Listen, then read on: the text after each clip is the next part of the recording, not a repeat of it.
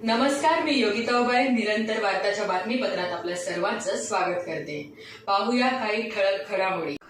कल्याण पश्चिम मतदारसंघात एकदा निवडून आलेला विधानसभेचा उमेदवार परत दुसऱ्या वेळेस कधीच विजयी होत नाही। 2019ला शिवसेनेचे विश्वनाथ भोईर विजयी झाले होते। 2024ला पुन्हा शिवसेनेचे विश्वनाथ भोईर यांना उमेदवारी देण्यात आली। त्यांच्यासमोर उबाटा गटाचे सचिन बासरे, भाजपचे बंडखोर अपक्ष उमेदवार नरेंद्र पवार, वरुण पाटील निवडणुकीच्या मैदानात उभे होते, पण खरी लढत शिवसेना विरुद्ध शिवसेना होती। ऐनवेळी भाजपाच्या वरिष्ठ नेत्यांनी नरेंद्र पवार व वरुण पाटील यांनी चर्चा करून माघार घेऊन महायुतीचा धर्म पाळत शिवसेनेचे विश्वनाथ भोईर यांना मदत केल्यामुळे मतांचे विभाजन होण्यापासून टळले। त्यामुळे विश्वनाथ भोईर यांचा 42,000च्या पुढे मते मिळवून घवघवीत विजय झाला। दुसऱ्यांदा कल्याण पश्चिमेची जागा राखण्यात आमदार विश्वनाथ भोईर यांना यश मिळाले।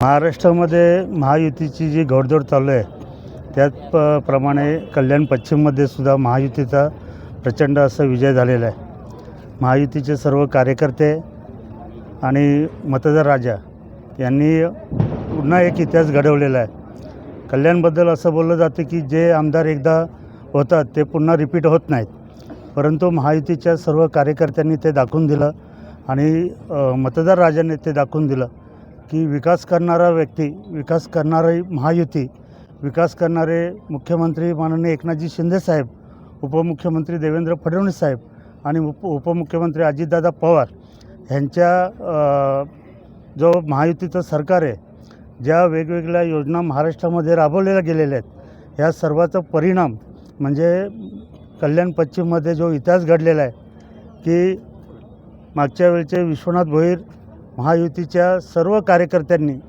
मिळून पुन्हा एकदा त्यांना निवडून दिलेलं आहे। आणि हा इतिहास जो तुम्ही बोलता की इतिहास घडला, तर तो इतिहास ह्या प्रकारचा आहे की पुन्हा रिपीट न होणारी सीट महायुतीच्या कार्यकर्त्यांनी आणि मतदारांनी विकासाच्या नावाने पुन्हा एकदा निवडून दिलेले आहे। नरेंद्र पवार जे आहेत ते तुमच्या सोबत आल्यामुळे आणखी विजय हा सोपा झाला होता। तुम्ही बोलले पण होते की आता विजय निश्चित आहे, ते कशा पद्धतीने तुम्ही श्रेय द्याल त्यांना?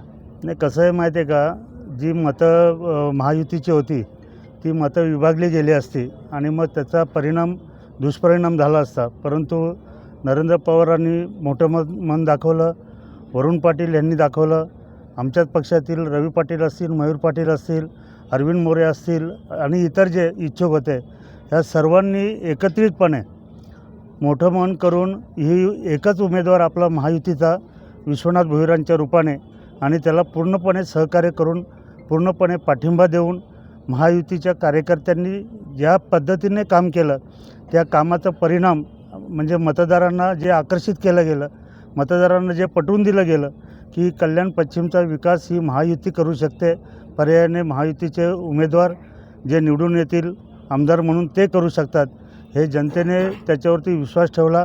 आणि नरेंद्र पवार असतील किंवा सर्वच आमचे जे पदाधिकारी असतील यांनी जी मत विभागणी होणार होती ती टाळली आणि हा प्रचंड विजय, तुम्ही मला वाटतं 40,000च्या प्लस 42,000च्या पुढे जो विजय आहे हा विजय कल्याणमध्ये जनतेने करून दाखवलेला आहे।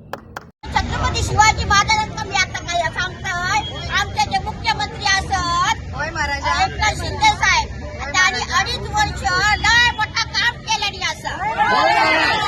आता मी काय म्हणते, या वर्षी त्यांनी भरपूर म्हणजे सगळ्या महिलांका, सगळ्या लाडक्या बहिणींका, लाडक्या भावांका सगळ्यांना न्याय मिळू दिलो असं। आणि काय झालं तर आज इतकी वर्ष झाली, 70 वर्षामध्ये कुठलाही मुख्यमंत्री इलो त्यांना काही केलं नाही। म्हणून मी आज काय सांगतोय, आमच्या रवाडातक पण सांगतोय आणि आमच्या छत्रपती शिवाजी महाराज त्यांना पण सांगतोय, होय महाराज